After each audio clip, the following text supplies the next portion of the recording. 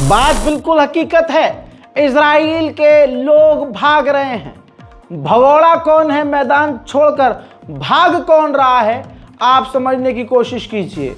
इस जंग के शुरुआत से लेकर अब तक लाखों इजरायली देश छोड़कर, इजराइल छोड़कर जा चुके हैं। अब हालात ये हो गए हैं कि अचानक से भारी मात्रा में, यानी पहले से अब 59% यानी 59% ज़्यादा यहूदी पहले के मुताबिक इजराइल छोड़ रहे हैं। इनमें आधे से ज़्यादा परमानेंट इजराइल छोड़ रहे हैं, वो वापस इजराइल अब कभी नहीं आएंगे।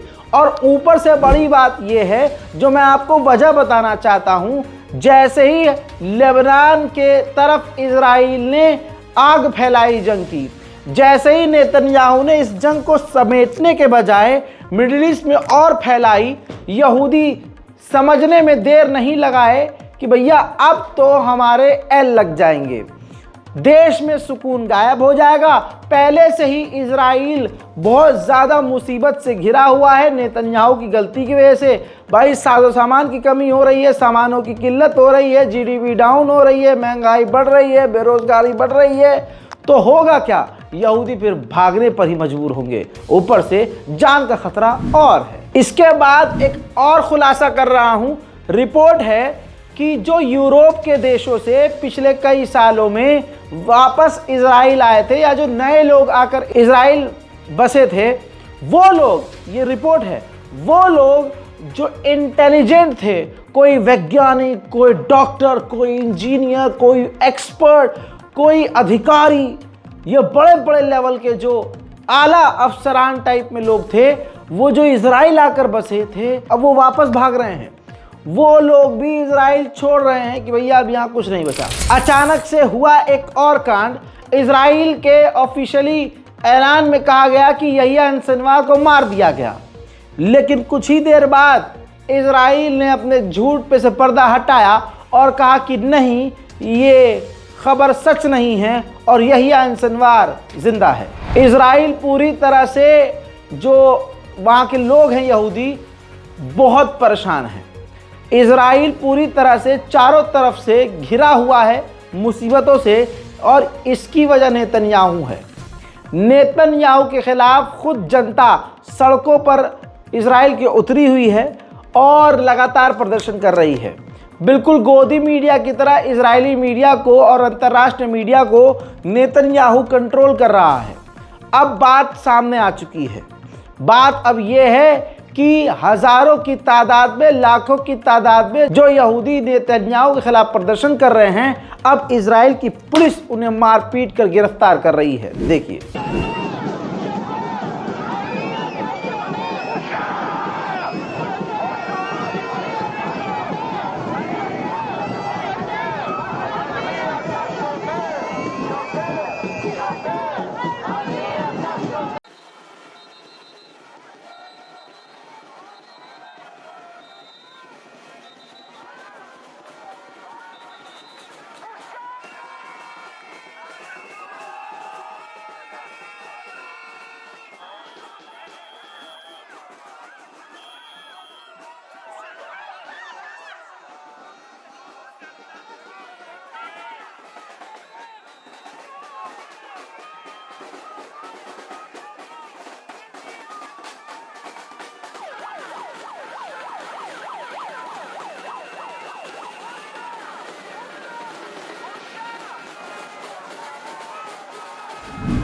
उधर हिजबुल्लाह ने इजराइल के ऊपर खतरनाक हमले करके काफ़ी नुकसान पहुंचाया है।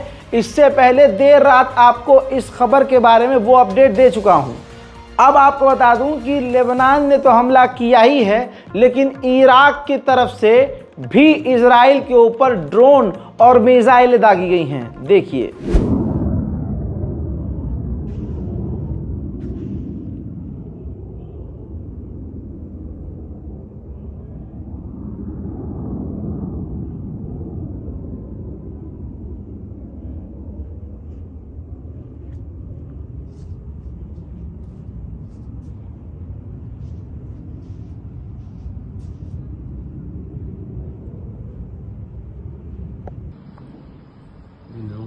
दो Wow. Dime otro.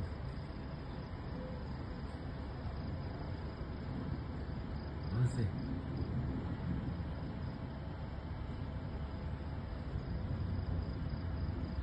Wow.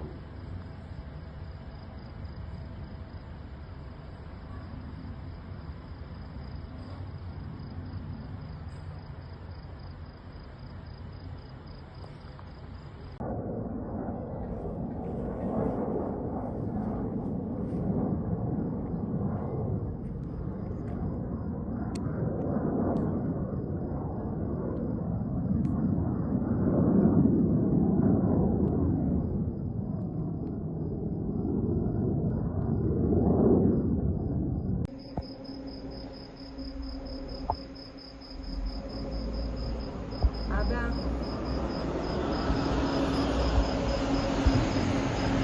למה אני לא עונה? אמא, מלא יירוטים בחוץ. מלא.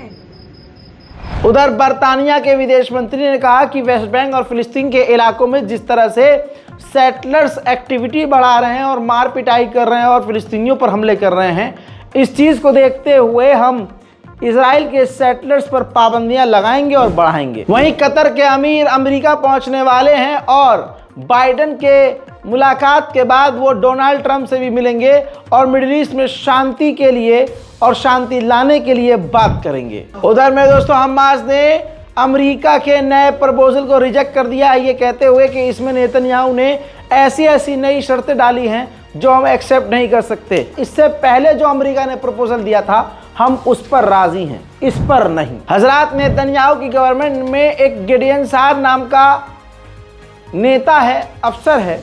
Netanyahu उसको इजराइल का डिफेंस मिनिस्टर बनाना चाहते थे और बोला था उसको कि हम आपसे चाहते हैं कि आप डिफेंस मिनिस्टर का पद ग्रहण कर लें। अगले इंसान ने इनकार कर दिया कि भैया मुझे माफ करो। वहीं मेरे दोस्तों स्वीडन में इजराइल के खिलाफ जबरदस्त प्रदर्शन जारी है।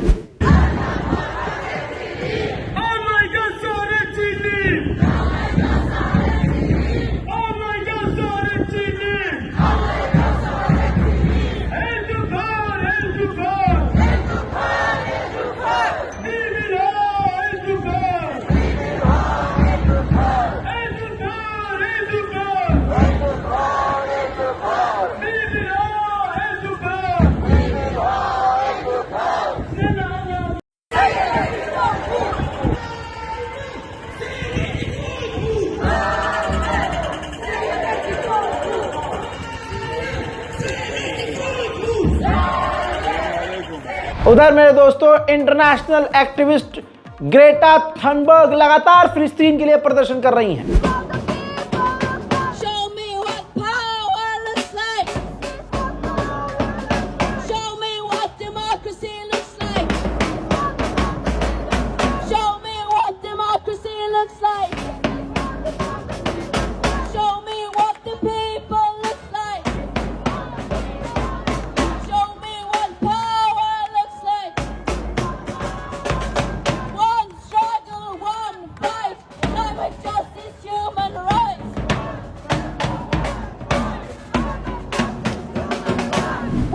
हजरात ब्रिटेन के अंदर जबरदस्त फिलिस्तीन के समर्थन में रैलियां जारी हैं।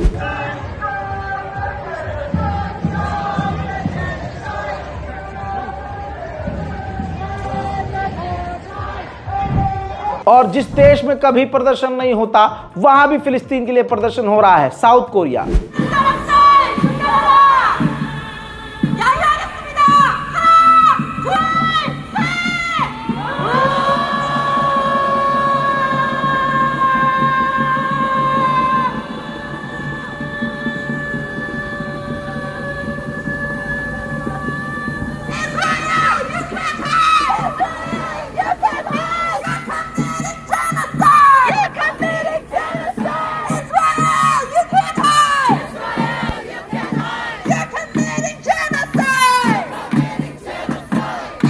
अमेरिका के हजारों पाबंदियां और हजारों गिरफ्तारियों के बाद भी फिलिस्तीन के समर्थन में अमेरिकी सड़कों पर हैं।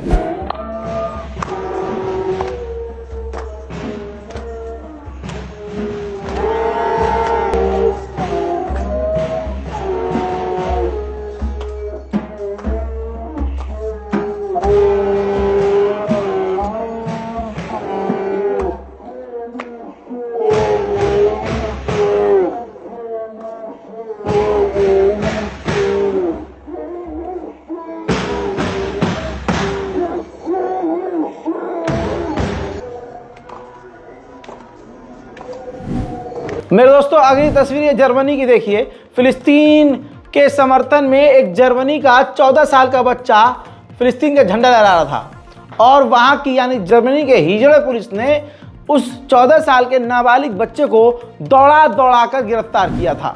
उधर पूर्व मूसाद के चीफ ने कहा है कि इजराइल की सरकार ने, नेतन्याहू की सरकार ने अपने कैदियों को आज़ाद कराने के बजाय उनसे बदला यानी हमास और फिलिस्तीनियों से बदला लेने का रास्ता चुना है। यही वजह है कि आज ये जंग बढ़ रही है। उधर मेरे दोस्तों ये तस्वीर नेतन्याहू ने जारी की है। खुद एक खतरनाक धमकी भरा वीडियो जारी किया है जिसमें हिजबुल्लाह को धमकी दी है और कहा है कि हिजबुल्लाह हमारे मैसेज को समझ नहीं रहा है और अगर हिजबुल्लाह हमारे मैसेज और हमारी ताकत को नहीं समझ रहा है तो हम उसे बहुत जल्द समझा देंगे। वहीं इसी धमकी भरे वीडियो में नेतन्याहू ने कहा है कि अभी तो हमने शुरुआत की है, हम आने वाले समय में पूरे मिडिल ईस्ट को चेंज कर देंगे। अब जो दोगले ये कहते थे कि ईरान मिडिल ईस्ट के लिए ख़तरा है, वो अपने नाजायज़ बाप की इस बात पर क्या कहेंगे कि अब खुद असल शैतान सामने आकर कह रहा है कि पूरे मिडिल ईस्ट को हम चेंज कर देंगे। हज़रात मोहतरम, इजराइल के राष्ट्रपति ने अपना हाथ खड़ा कर दिया और कह दिया कि हिजबुल्लाह के लोगों को मारने में जिस पेजर का इस्तेमाल किया गया और पेजर अटैक हुआ है, उस अटैक में हमारा कोई रोल नहीं है। हज़रात मोहतरम, एक बड़ा खुलासा हुआ है। जो लेबनान में अटैक हुआ डिवाइस के ज़रिए, पेजर के ज़रिए, आपकी स्क्रीन पर एक छोटी सी रिपोर्ट है। उस रिपोर्ट के अंदर एक महिला की गोले के अंदर तस्वीर है। ठीक है, कहा जा रहा है कि हंगरी की ये औरत हंगरी के अंदर ही इस विस्फोटक पेजर को बनाती है, इसमें इसका रोल है और ये अभी सीक्रेट सर्विस की प्रोटेक्शन में है, यानी इसको बचाया जा रहा है, इसको पूरी निगरानी में रखा गया है, इसको सिक्योरिटी दी जा रही है और इसने इजराइल के इशारे पर यह काम किया था। मैं फिर से बोल रहा हूं, लेबनान के अंदर इजराइल घुसने की तैयारी में है। लीजिए लाइव अपडेट देख लीजिए। लेबनान के बॉर्डर की तरफ इजराइल भारी भरकम हथियार, टैंक, एयर डिफेंस सिस्टम और कई तरह के आम व्हीकल भेज रहा है। पिछले एक हफ्ते से लगातार यही इजराइल कर रहा है। उधर पूरे मिडिल ईस्ट को अब इजराइल धमकी दे रहा है। ये देख लीजिए, इजराइल का जो कमांडर है, फौज का कमांडर, आर्मी चीफ, उसने कहा है कि हम जंग के लिए तैयार हैं और जो हमने हमला किया है ये तो सिर्फ ट्रेलर है, जंग की शुरुआत है। ये तमाम लोग जान लें कि हम पूरे मिडिल ईस्ट में कहीं भी कभी भी पहुंच सकते हैं। यानी इजराइल खुल्लम खुल्ला अब पूरे मिडिल ईस्ट को गरिया रहा है और पूरा मिडिल ईस्ट सिर्फ इसलिए चुप है क्योंकि अमेरिका ने सबके मुंह हथियार दे देकर और पैसा दे देकर बंद कर रखा है। वहीं इजराइल के प्लान्स भी सामने आने लगे हैं। इजराइल का अभी हाल में एक प्लान लीक हुआ है जिसमें उसका प्लान है कि लेबनान के कुछ कुछ इलाकों पर कब्जा कर लिया जाए। ऐसा हो ही नहीं सकता कि अमेरिका इजराइल का साथ न दे। दोस्तों, इजराइल की ही सरकार अमेरिका में है, मैं ये शुरू से कहता आ रहा हूँ। अमेरिका उल्टा इजराइल का गुलाम है। इजराइल अमेरिका के मुंह में मूतता है और अमेरिका उसको कहता है कि ये तो पियाऊ है भाई साहब, ये पेशाब थोड़ी ना है। ठीक ऐसे ही आप समझ लीजिए कि अमेरिका ने एक बार फिर से इजराइल के अंतर्राष्ट्रीय कानून के उल्लंघन करने वाली हरकत को सपोर्ट किया है और कहा कि लेबनान पर इजराइल जो बड़े हमले कर रहा है ये ज़रूरी हैं। इन बड़े हमलों से लेबनान और हिजबुल्लाह पर प्रेशर बनेगा और हिजबुल्लाह इजराइल से डील कर लेगा। उधर हिजबुल्लाह को अब बहुत तगड़ा नुकसान हो चुका है।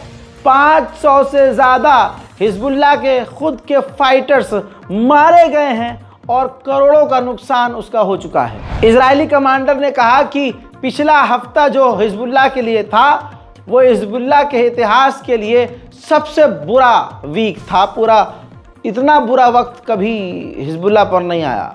अब इसी तरह से लेबनान पर, हिजबुल्लाह पर बुरे वक्त आते रहेंगे क्योंकि हम हिजबुल्लाह पर इसी तरह से हमले करते रहेंगे। मेरे दोस्तों, बनते ये बहुत बड़े हीरो हैं यहूदी और इजरायली, लेकिन जब हिजबुल्लाह के रॉकेटों की आवाज़ आती है तो यहूदी मुर्गी फार्म के अंदर घुसकर गंदी सी जगह में लेट कर अपनी जान बचाते हैं। לא יודע אם זה אנחנו. בסדר, הנה הם באים, טוב. מה? מה שלומי, איך אני אתה? פה לא, על המיגונית זה רחוק, אני לא בא למיגונית. לא, לא. זה רחוק המיגונית. שלומי, אתה בסדר? הנה, על ידי, הנה, שם למטה, כל הזיקוקים, אתה רואה? כל אנחנו הזיקוקים. בתוך הלול איך, הסגור. אתה... इजराइल को पता है कि अब आने वाले टाइम में इजराइल पूरी तरह से जंग में उतरेगा और पलटवार तो इजराइल पर भी होंगे। तो ये देख लीजिए, पार्किंग को इजराइल ने बेसमेंट की पार्किंग को पूरी तरह से अस्पताल में कन्वर्ट कर दिया है। उधर ईरान ने बहुत बड़ा कदम उठाया और ईरान की फौज ने 12 लोगों को ईरान के अंदर से ही गिरफ्तार किया जो इजराइलियों के साथ, इजराइल के साथ मिलकर काम कर रहे थे। अब सुनिए, आपके इस नौकर ने जो आज तक कहा है वो सब सच साबित हुआ है।